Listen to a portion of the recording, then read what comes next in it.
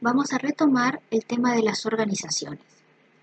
Hay una clasificación muy general y particular que es esta que nosotros vemos en esta imagen. Podemos clasificar estas organizaciones desde algún punto de vista. Por ejemplo, podemos decir que hay organizaciones formales e informales, intuitivas y científicas, permanentes y transitorias. Vamos a hacer una breve explicación de estas organizaciones con algunos de los ejemplos. La organización formal es aquella que está establecida de manera oficial por el ente, por sus dueños o propietarios. Es decir, que en esta organización formal nosotros podemos visualizar a la organización a través de diferentes instrumentos. Por ejemplo, a través del organigrama, que va a ser la representación gráfica y simplificada de los departamentos que tiene la empresa, a través de la departamentalización. También aparece en la organización formal el manual de misiones y funciones, que es donde se describen los puestos y las tareas que realizan las personas y los recursos humanos en general, como así también vamos a ver un gráfico que corresponde al cursograma que muestra cuáles son las rutinas administrativas. Ahora bien, por el contrario, la organización formal coexiste de manera conjunta con la organización informal. La organización informal es la que se va creando a través de las relaciones interpersonales, a través de la comunicación, de la interacción entre los recursos humanos, de alguna u otra manera que la organización favorezca. Las organizaciones científicas son aquellas que se basan en lo que nosotros conocemos como el método científico, es decir, a través de procesos o procedimientos que son validados y que tienen un objetivo. Ahora bien, esta parte científica también se relaciona, de cierta manera, con una cuestión intuitiva. ¿Cuál es la organización intuitiva o la parte de la organización intuitiva? Es aquella que se realiza a través de lo que conocemos como el ensayo y el error, y también de acuerdo a la experiencia del organizador. Y finalmente mencionamos a las organizaciones permanentes o transitorias. Esto tiene que ver con el objetivo planteado al inicio de la organización y al lapso de tiempo que se tiene como vida útil de esa organización. Una organización transitoria es aquella que plantea un objetivo a corto plazo, se realiza, se concluye y termina esta suerte de organización. Imaginémonos que nosotros tenemos en una escuela, en una cooperadora de una escuela, el objetivo de construir el techo de un tinglado. Nos organizamos convenientemente con un grupo de padres y de alumnos. Ese es el objetivo. Una vez que nosotros cumplimos el objetivo a través de los recursos monetarios y de los recursos materiales, disolvemos este pequeño grupo o esta pequeña agrupación que cumplió con su organización de carácter transitorio. Hablamos entonces que las organizaciones permanentes son las que perduran en el tiempo, hablamos de periodos superiores a 10 o 15 años y que en realidad cuando leemos el objetivo de la organización ya podemos identificar qué tipo de organización es.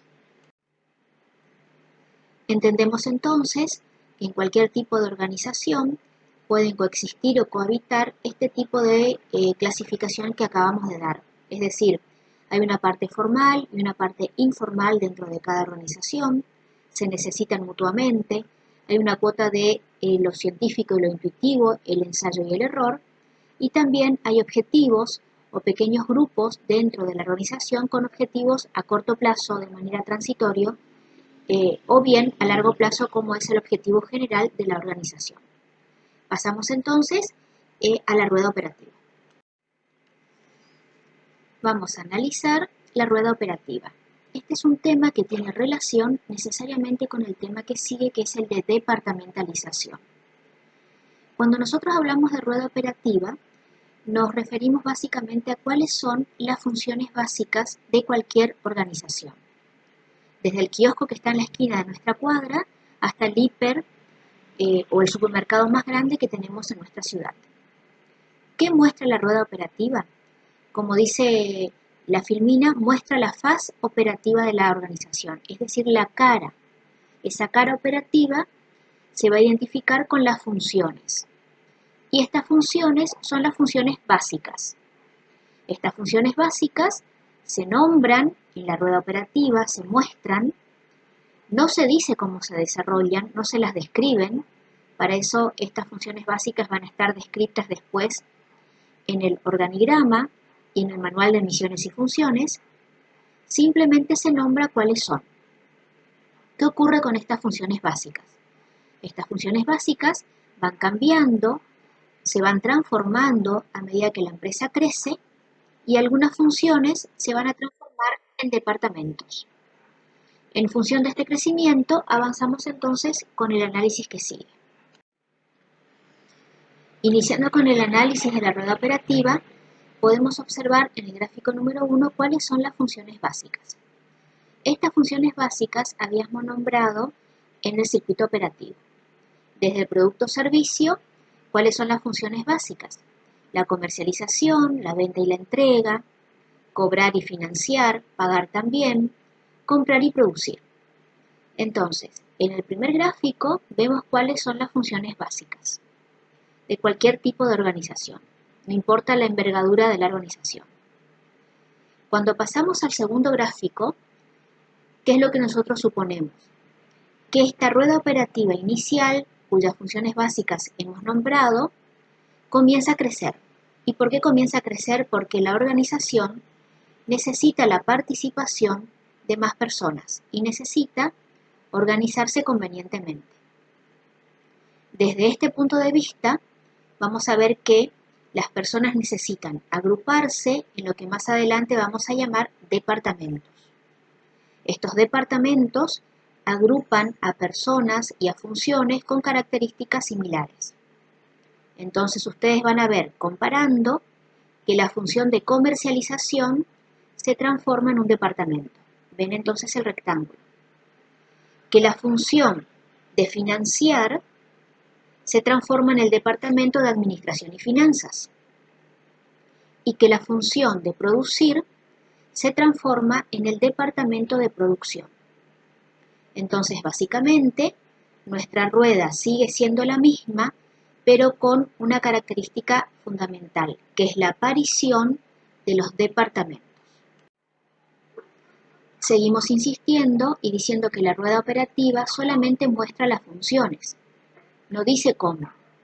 En este caso, estas funciones se transformaron en departamentos. Estos 3 departamentos van a estar después visualizados en el gráfico que sigue.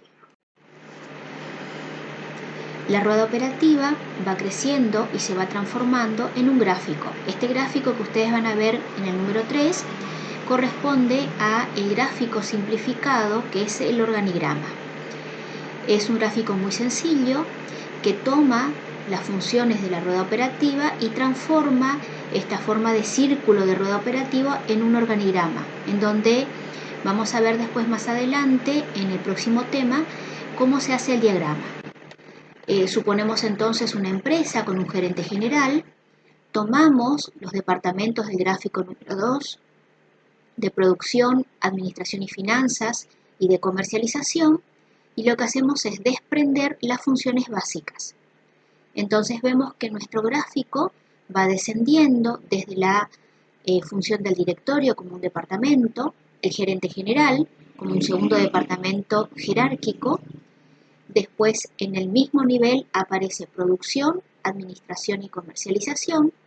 Y finalmente, en el último escalón, vamos a encontrarnos con las funciones más sencillas. Compras y producción, cobros y pagos, ventas y entregas. Retomando ahora el gráfico anterior, el gráfico número 2, incorporamos a esta rueda operativa el rol del empresario. Fíjense que lo que agregamos es el empresario que puede encontrarse de manera tradicional en el centro de la rueda. Fíjense que el empresario se comunica con todas las funciones, no solamente con los departamentos. ¿Y qué es lo que incorporamos también? Incorporamos un sistema mucho más profundo y establecido en el sector de administración y finanzas. Un sistema de financiación y el sistema de capital. En todos los casos, siempre vamos a tener una comunicación de ida y vuelta, en el caso del sistema financiero y de capital, y en el caso de la rueda operativa, recuerden que la rueda gira en la forma de las agujas del reloj, es decir, la idea es que esto continúe, que las funciones se vayan desarrollando y que la rueda operativa no se detenga. Vemos acá entonces la función del empresario tradicional, que es el que se encuentra en el centro de la rueda. También vamos a poder ver y analizar más adelante que hay un empresario más estratégico y más novedoso que se puede ubicar fuera de la rueda operativa, en el horizonte de la misma, y desde allí puede ir monitoreando las acciones que se realizan dentro de la empresa. Para concluir con este primer análisis de la rueda operativa, presentamos la rueda operativa completa. ¿Qué hacemos acá? Incorporamos al sistema de información y de control que todo ente u organización debe contener, incorporamos también al sector de personal, es decir, a los recursos humanos. Ahora bien, retomemos entonces la idea original, funciones básicas.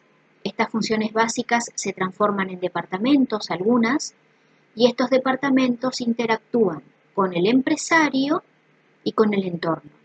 Y dentro de este entorno es fundamental que exista la información y el control, que son funciones también básicas del organizador. No olvidemos entonces incorporar siempre los recursos humanos, que es fundamental para todo tipo de organización. De esta manera presentamos el análisis inicial de la organización formal a través de la rueda operativa.